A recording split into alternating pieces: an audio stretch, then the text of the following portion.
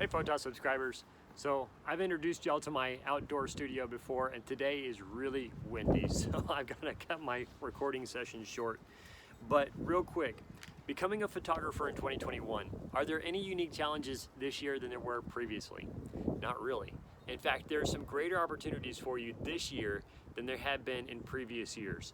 One of those is there's a lot of people that are now on social media more than there ever has been. So keep your opportunities open and always look for those unique opportunities you can use to put yourself out there as a photographer, to be able to show off your website, show off your skills, put your stuff out there on Instagram, Facebook, YouTube, even Twitter. I mean, use what you have. Use your assets. That's tip number one. Use what you have.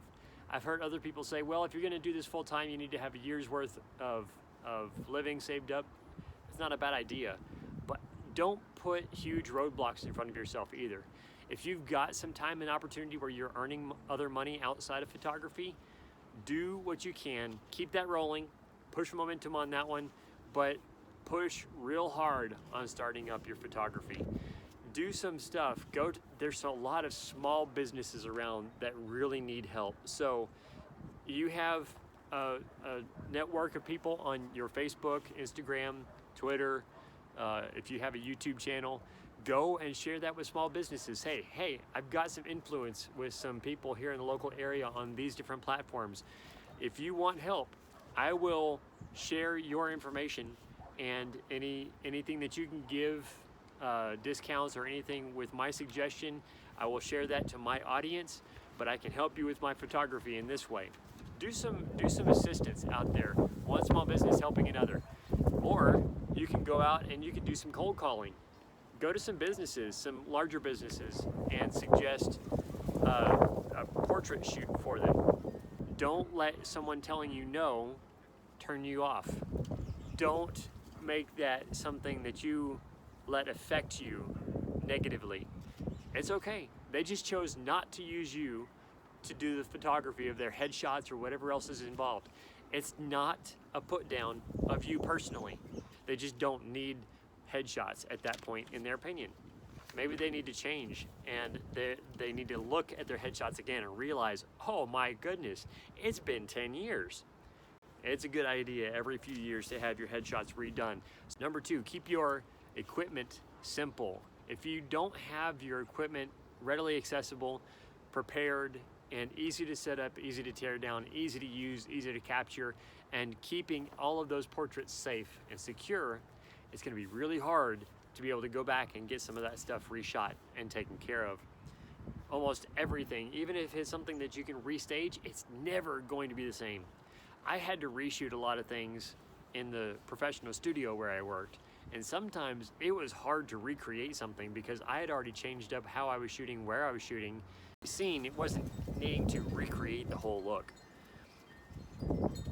Do what you can to keep things simple. Also, make sure that in photography is almost as wide a world as YouTube is. Have you searched the amount of information out there on YouTube? It can go from daily news items to stock market trading tips to how to paint your bathroom door.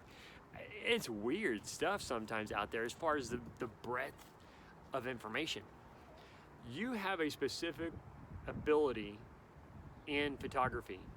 Maybe it's not your preferred passion, but maybe it's what you're known for right now. So if you're doing portraits or headshots or business portrait portfolios or whatever, stick with it.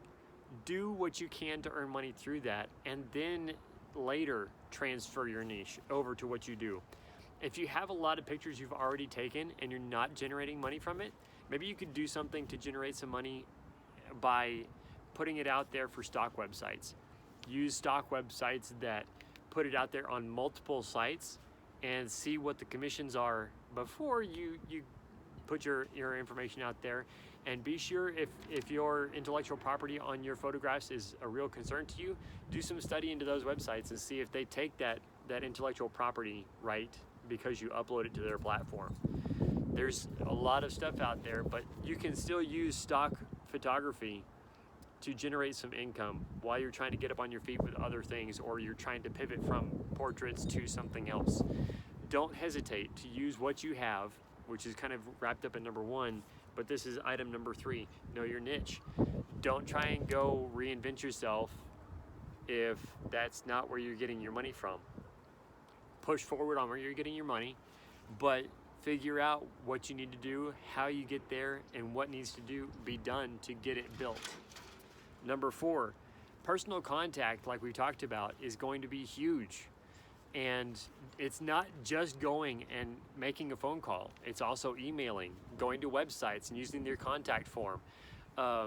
Maybe it's going to a small shop and going in person saying, hey, I would love to be able to shoot your product. Could I do that for you and get this to your web designer so that you have a web presence and being able to sell some of this stuff online? I could do product shots for you.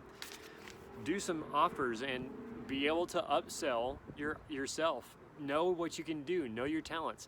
Suggest different service packages to the person that you're talking to. And the last item, number 5, is marketing.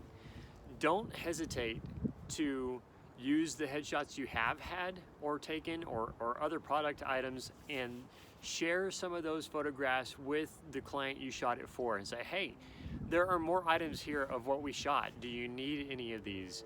And start suggesting that they either have a new shoot or they can buy these other images in sets of 10 or 15 or 20 from you of these other items that you have from the previous shoot that they could use to update the look.